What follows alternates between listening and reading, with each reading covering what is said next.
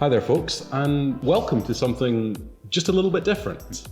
Johnny and I have really enjoyed doing the reflective pieces over these last few months, dotting around the country and sharing some thoughts on faith, reflections and ideas that we've had.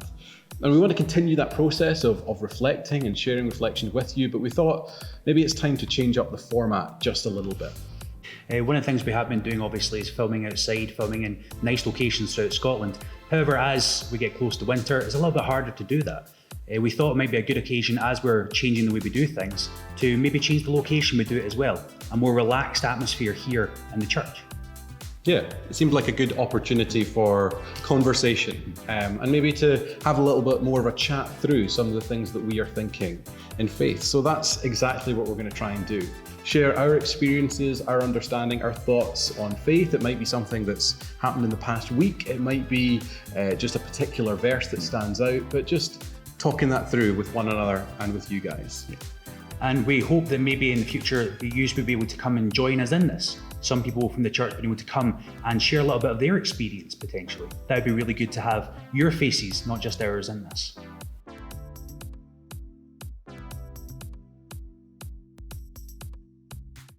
So, kicking things off, Johnny, I guess what's been on your mind over this last little while? Is there anything particular that you've been maybe thinking on or reflecting on a little bit more?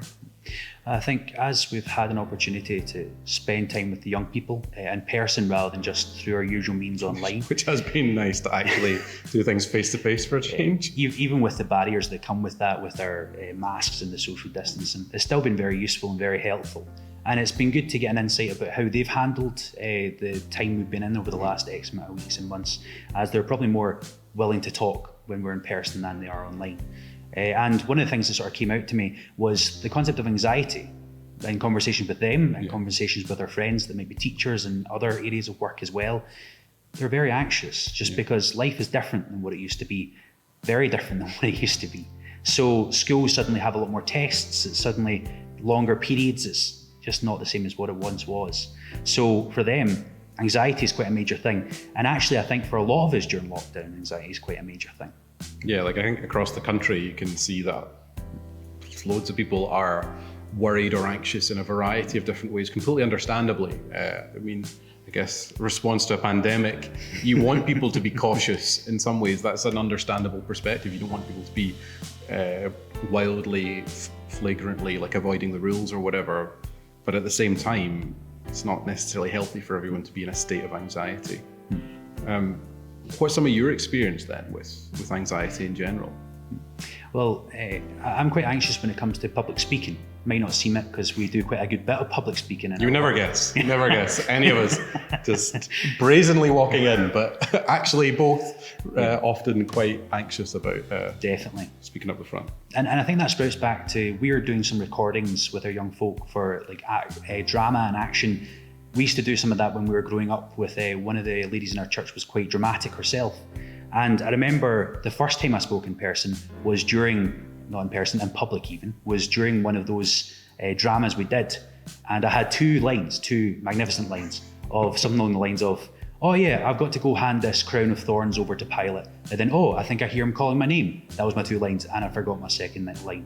And I was petrified and I was worried. And I just stood there with my mouth agape, kind of like, oh no. Kind of classic kid panto moment. Yeah. Like, just frozen in time. Yeah, which was, in hindsight, not really that big a deal. But at the moment, it felt like everything. And then whenever I did public speaking then onward, I'd always have that moment in my mind. I'd always be a little bit worried, a little bit anxious. It felt a bit like an uphill battle, to be perfectly honest, to try speak in public, because I was like, what if that happens again?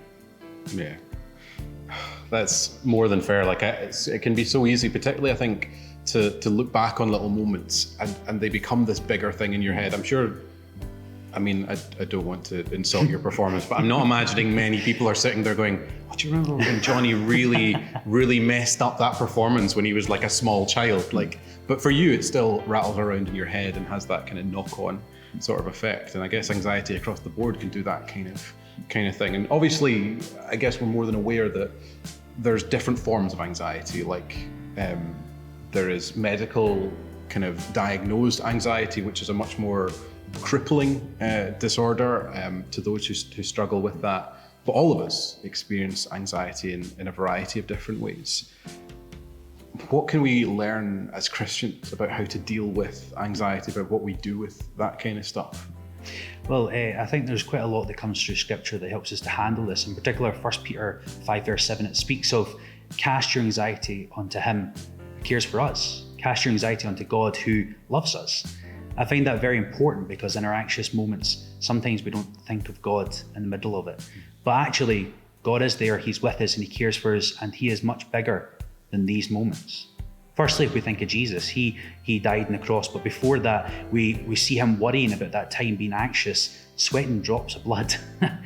You can imagine him being quite worried in that moment. But he faces that challenge. He dies and he rises again for me and for you.